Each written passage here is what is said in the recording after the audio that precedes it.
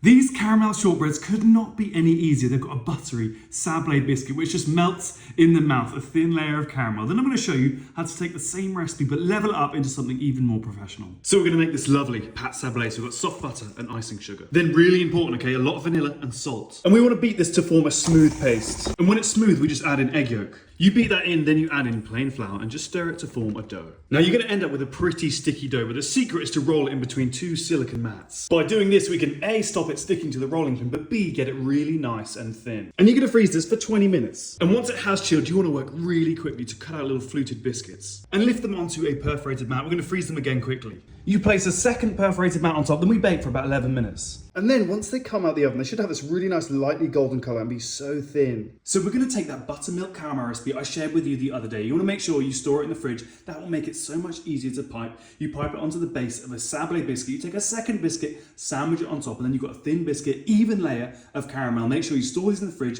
before you're ready to serve, and they'll be nice and soft. Don't get me wrong, recipe is fantastic on its own, but we can take it to another level by adding a personalised chocolate stamp, some chocolate shavings, and this just brings a touch of elegance to the shortbread. Now what I've got here is a personalised chocolate stamp with my logo on. I know it's so fancy. You place it in the freezer, then you press that onto some tempered chocolate. And as you lift it off, it will reveal your logo. You're going to take one of the sablé biscuits, paint it with melted chocolate, add some chocolate shavings, and then carefully place the logo into the centre. We sandwich that onto the caramel sablé just as we did before, and you're left with this really fun, personalised, professional biscuit.